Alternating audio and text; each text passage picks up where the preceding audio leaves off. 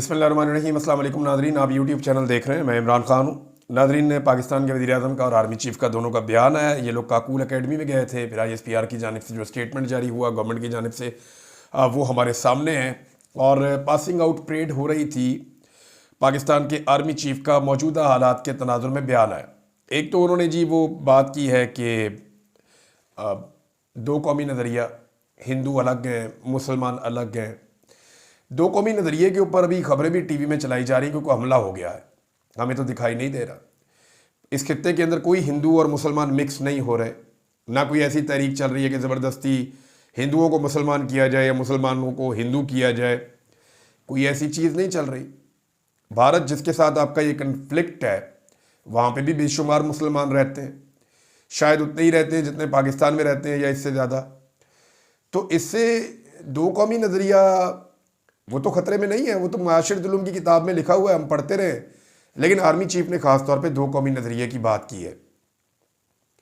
जो उनका main statement है वो मैं आपको बता देता हूँ। आर्मी चीफ ने बयान दिया है मौजूदा हालात के तनाजुर में, जब इंडिया पाकिस्तान पे हमला करने की बात कर रहा है, जब इंडिया जो है वो पाकिस्तान को धमकियाँ लगा रहा है और पाकिस्तान के बारे में कह रहे हैं कि हम आपका पानी बंद कर देंगे और आप पानी के लिए तरसेंगे, आपकी ज़मीनें बंजर हो जाएंगी। उस वक्त आर्मी चीफ आसिम मुनीर साहब ने कहा कि हमारे आबाओ अजदाद ने पाकिस्तान की तख्लीक की खातिर अनगिनत कुर्बानियाँ दी और बेमिसाल जद्दोजहद की, हम इसका दिफा करना जानते हैं। फिर आगे वो दो कौमी नज़रिया है, मुसलमान और हिंदू दो कौमें हैं, एक कौम नहीं है। हमारे आबाओ अजदाद ने पाकिस्तान की तख्लीक की खातिर अनगिनत और बेमिसाल जद्दोजहद की है। हम मुसलमान ज़िंदगी के तमाम पहलुओं में हिंदुओं से मुख्तलिफ हैं। ये माशरतुल उलूम की किताब में मैंने पढ़ा था 8वीं जमात में, 7वीं 8वीं जमात में, ये वहाँ लिखा हुआ था। ये बातें कौम को बताने की क्या ज़रूरत है? कौम को अगर आर्मी चीफ ने बताना है तो वो ये बताएं कि अगर इंडिया पानी रोक देगा तो वो जारी कैसे होगा। देखिए, आपको इंडियन आर्मी चीफ का नाम पता है? भारत पाकिस्तान के, पहले मैं आपको ये बताऊँ, पाकिस्तान की गवर्नमेंट ने एक बड़ा अच्छा काम किया, बड़ा ज़बरदस्त काम किया है। पाकिस्तान की गवर्नमेंट ने ये ऑफ़र की इंडिया को कि हम एक आज़ादाना तहकीकात करवा लेते हैं इस वाक़े की, जो वाक़या पहलगाम में हुआ है। सयाहों का जो कत्लेआम हुआ, जो उन पे गोली चली, जिसमें गैर मुल्की और इंडियन सयाह मारे गए, उसमें एक गैर जानिबदाना तहकीकात करवा लेते हैं और उसके नताइज आने दें। दूध का दूध, पानी का पानी हो जाएगा। ऐसा ही इमरान खान साहब ने भी कहा था जब उनके दौर में एक फॉल्स फ्लैग ऑपरेशन का सारा वो बयानिया बना था। ये बड़ा ठीक मौक़िफ़ है, बड़ी जायज़ बात है कि जनाब मुश्तरका तहकीकाती टीम बना लेते हैं, या अगर आपके पास कोई शवाहिद हैं तो वो आप पाकिस्तान के साथ शेयर करें, आलमी दुनिया के साथ शेयर करें, आलमी मीडिया के साथ शेयर करें अगर कोई शवाहिद हैं तो। वैसे तो इस वक्त अक़वाम मुत्तहिदा के पास पाकिस्तान को जाना चाहिए और उन्हें कहना चाहिए कि इंडिया पाकिस्तान के ऊपर संगीन इल्ज़ाम लगा रहा है, हम दोनों एटॉमिक पावर हैं।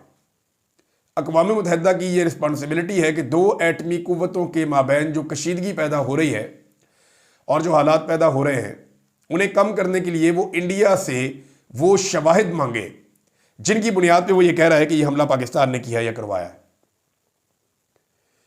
तो अक़वाम मुत्तहिदा को मांगना चाहिए। बहरहाल ये एक अच्छी बात है जो वज़ीर आज़म ने कही, पाकिस्तान ने ऑफ़र किया कि जनाब गैर जानिबदाराना तहकीकात हम करवा लेते हैं, उसकी बुनियाद के ऊपर जो है वो फैसला कर लेते हैं।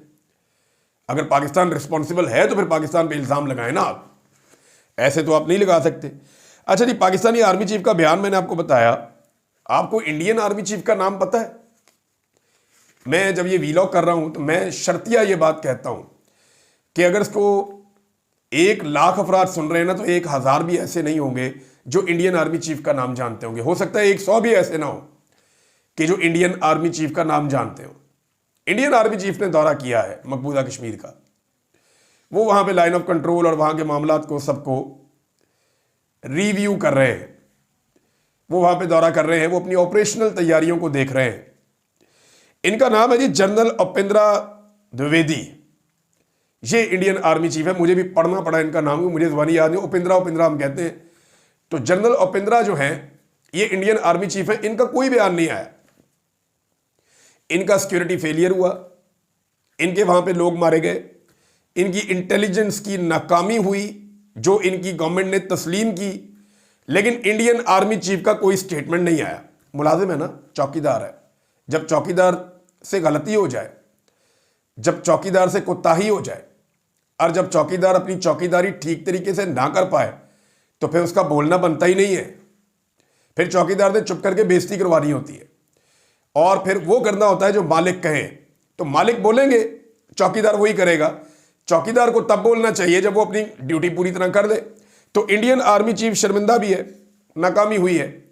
लेकिन पाकिस्तान और इंडिया का अगर आप मवाजना करें तो पाकिस्तान में सारा फोकस, चाहे वो आपका दिफा है, आपकी मईशत है, आपकी ज़राअत है, आपकी सियाहत है, आपका कारोबार है, आपकी खारजा पॉलिसी है, आपकी दाखिला पॉलिसी है, आपकी सियासत है, आपकी कौमी असम्बली है, आपका सेनेट है, आपकी सूबाई हुकूमतें हैं, आपकी मादनियात है, जो कुछ भी है, पाकिस्तान में सारा फोकस आर्मी चीफ की तरफ जाता है। इंडिया में आर्मी चीफ की तरफ लड़ाई का फोकस भी नहीं जाता, जंग का फोकस भी, जंग की बात होती है तो मोदी की बात करते हैं या उनका वजीर दिफा उसकी बात करते हैं, राजनाथ वगैरह की बात करते हैं।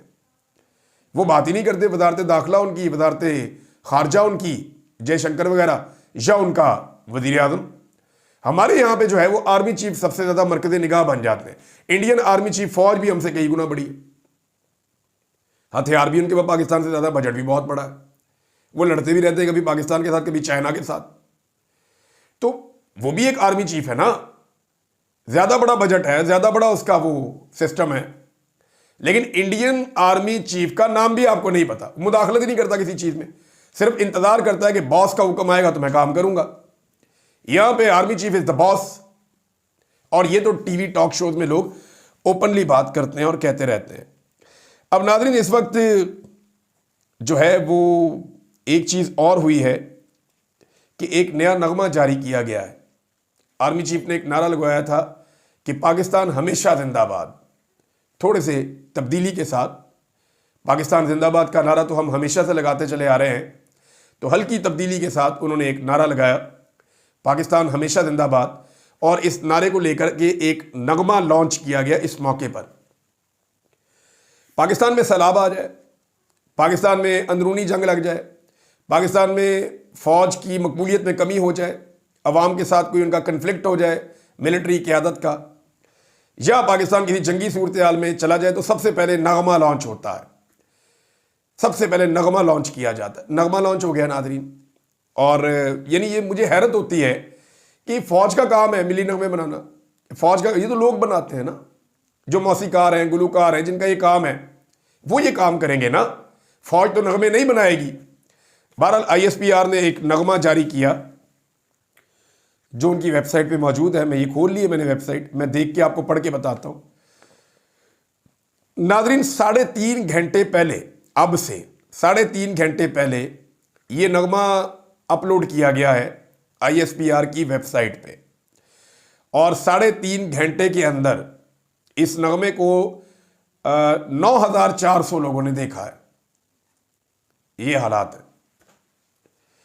यानी शहबाज शरीफ कह रहे हैं कि 25 करोड़ अवाम जो है पूरी ताकत से साथ खड़ी है। नहीं, पब्लिक को प्रॉब्लम है। पब्लिक ये कह रही है कि मिलिट्री एस्टेब्लिशमेंट ने हमारा मैंडेट छीना हुआ है, हमने वोट किसी और को डाला था, ला के बिठा किसी और को दिया। लोग नाराज हैं, लोग ये कह रहे हैं आपने हमारे साथ ज्यादती की है, हमसे माफी मांगिए। लोग ये कह रहे हैं कि आपने जुल्म किया, जबर किया, फस्तायत की, आपने इंसानी हकूक की पामालियां की हैं, आप हमसे माफी मांगिए। और पाकिस्तान की मिलिट्री एस्टेब्लिशमेंट माफी मांग नहीं रही। अब उसका रद्देमल ये देखिए कि ISPR का नगमा जो 1 घंटे के अंदर 10-10 लाख पे पहुंच जाता था, 5 लाख, 10 लाख ऐसे जाता था, शूटो शूट, मिलियंस के अंदर इनके पड़े हुए, सैकड़ों मिलियन लोगों ने देखे हुए इनके नगमे। 9,400 3.5 घंटे में। इस रफ्तार से तो ये 1 हफ्ते के अंदर 1 लाख पे पहुंचेगा, या चलो 2 लाख 3 लाख पे पहुंच भी गया तो ये क्या सूरत हाल है। यहां एक सबक है सबके लिए कि कोई भी फौज वो अपने मुल्क से बड़ी नहीं होती या अपने मुल्क से ताकतवर नहीं होती, और मुल्क सारा कुछ जो है, मुल्क का सब कुछ वो अवाम होती है। 25 करोड़ लोगों का मुल्क है और लोगों की अक्सरियत नाराज है। क्या कोई फौज ये बोझ उठा सकती है? इस हसास मौके के ऊपर मिलिट्री एस्टेब्लिशमेंट को फ़ायदा उठाना चाहिए, कौम से माफ़ी मांगनी चाहिए, गुनाहों से तौबा करनी चाहिए और जमहूरियत को पाकिस्तान में बहाल करना चाहिए जैसे कि इंडिया में है। उनके सियासतदान और उनकी सिविलियन क़यादत जो है वो फैसले कर रही है। पाकिस्तान में फैसले कहाँ और कैसे हो रहे हैं ये आपके सामने है। और ऐसा लगता है नाज़रीन, एक तासुर दिया जा रहा है कि जैसे जंग अगर ना हुई या लड़ाई ना हुई तो ये पाकिस्तान की बहुत बड़ी कामयाबी है। यानी अगर कशीदगी में कमी हो जाती है तो यही पाकिस्तान की कामयाबी है। नहीं, पाकिस्तान की कामयाबी है कि इंडिया खुद कहे कि उन्होंने सिंध तास मुआहिदा बहाल कर दिया है। पाकिस्तान की कामयाबी तब है जब हमारा पानी रोकने के अज़ाइम इंडिया के ख़त्म हो जाएं। उन्होंने कई जगह पे माजी में भी हमारा पानी रोका है, जेलम में रोका है, चनाब में रोका है, दरिया सिंध अब खतरे में है, रावी सतलुज और ब्यास तो वो पहले ही बंजर कर चुके हैं सारा इलाका। तो अगर हम अपना पानी वापस ले पाए, पाकिस्तान की सरजमीन के ऊपर दरियाओं में पानी की फरावानी पहले की तरह हो जाए जैसे आज से 50 साल पहले 40 साल पहले होती थी, तो ये तो पाकिस्तान की बहुत बड़ी कामयाबी है। अगर जंगबंदी रहती है, लड़ाई नहीं होती और कशीदगी नहीं होती तो ये कोई कामयाबी नहीं है। देखें, पाकिस्तान की जो फौज है उसको दीवार के साथ लगाया गया और मजबूर किया गया है कि आप लड़ें, वरना फिर आपके पास पानी नहीं है। ये एक जंग मुसल्लत हो गई है पाकिस्तान के ऊपर और आपको लड़नी पड़ जाएगी अगर आपका पानी नहीं खुलता तो। पाकिस्तान के अंदर कई लोग मजाक उड़ा रहे हैं कि जनाब पानी बंद हो गया तो ये क्या है, ये नलका मैंने खोला पानी आ रहा है, ये जनाब मैंने मोटर चलाई तो ज़मीन में से पानी निकल रहा है। ज़ेरे ज़मीन पानी पाकिस्तान का इतना नीचे जा चुका है, इसके आदाद शुमार मैं किसी दिन आपके साथ शेयर करूंगा। दरियाओं के जो किनारे हैं, जो इलाके दरियाओं के साथ साथ हैं, वहाँ पे कितनी खुशहाली है और दरियाओं की सूरत हाल क्या है, वो डाटा आप उठाकर देख लें। आप डाटा उठाकर देख लें, आपको मिल जाएगा। पाकिस्तान के सरकारी डिपार्टमेंट्स का डाटा सोशल मीडिया पे, इंटरनेट पे पड़ा हुआ है। आप वो आदाद शुमार देखें, पिछले 20-25 साल के अंदर हमारा वाटर लेवल कैसे नीचे गया है और इंडिया ने धड़ाधड़ डैम बनाए हैं पाकिस्तानी पानियों के ऊपर।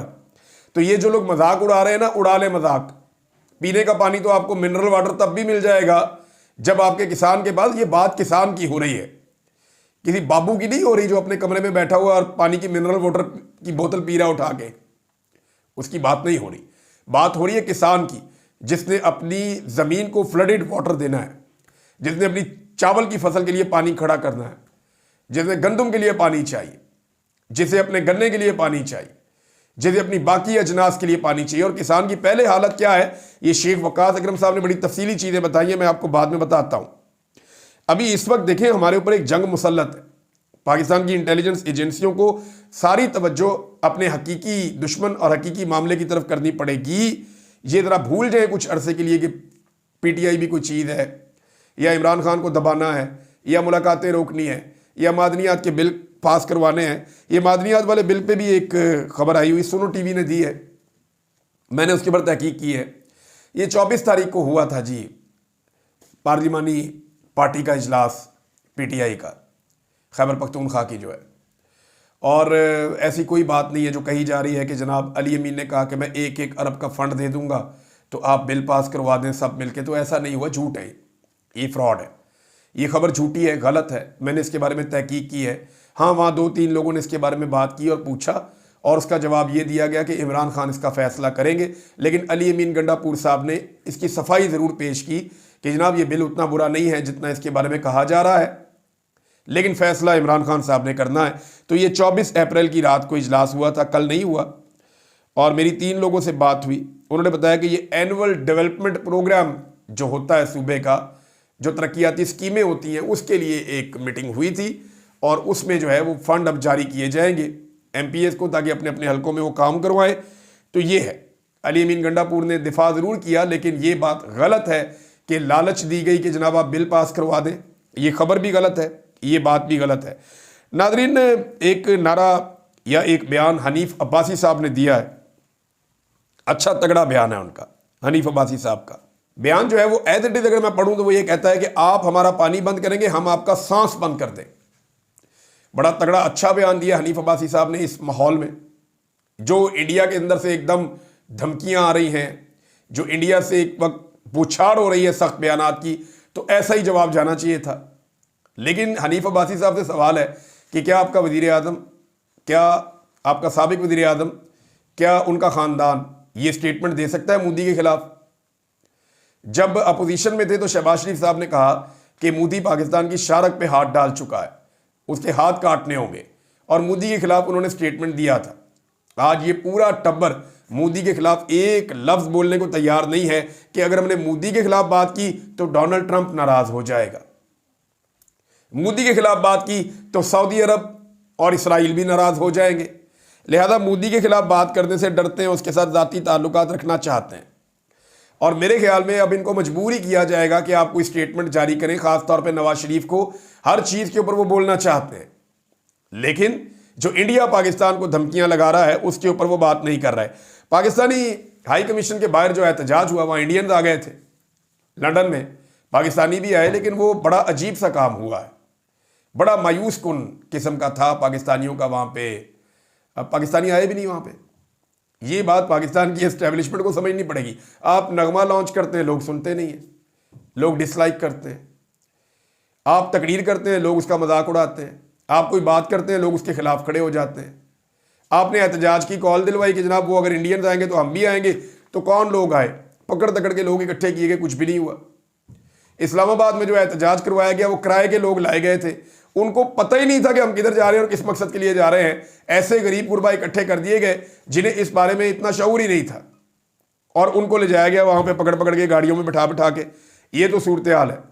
और दिफा ये ऐसे कर रहे हैं वजीर दिफा साहब कि अब तक टोटल एनालिसिस आप निकाल लें और निकाल के आप देख लें कि जितना नुकसान पाकिस्तान के बयानिए को ख्वाजा आसिफ के स्टेटमेंट ने और उस इंटरव्यू ने पहुंचाया है, उतना नुकसान पूरा इंडिया मिलके नहीं पहुंचा सका। यानी पूरे इंडियन मीडिया और सोशल मीडिया ने, उन्होंने तो वही करना है ना जो वो करेंगे और जो वो करते हैं। उन्होंने सबने मिलके वो नुकसान पाकिस्तान को नहीं पहुंचाया जो नुकसान अकेले ख्वाजा आसिफ साहब के इस स्टेटमेंट ने पहुंचा दिया है। लेकिन जब तक इन्हें होश आएगी ना, तब तक बहुत टाइम गुजर गया होगा, और ये सारे बयानात रिकॉर्ड का हिस्सा बन रहे हैं। चाहे वो नवाज शरीफ साहब के बयानात हो, चाहे वो ख्वाजा आसिफ के बयानात हो, चाहे वो ख्वाजा आसिफ का आज वाला बयान हो। नाजरीन, ये शेख वकास अकरम साहब का मैंने आपको बताया था कि किसानों के हवाले से कुछ बड़ी अहम अपडेट्स हैं, मैं आपके साथ शेयर कर देता हूं।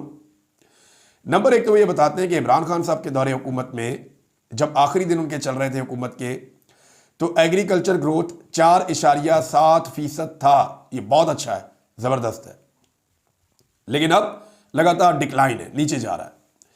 किसानों के लिए 2005 के बाद इतना अच्छा वक्त इमरान खान साहब के दौर में आया था।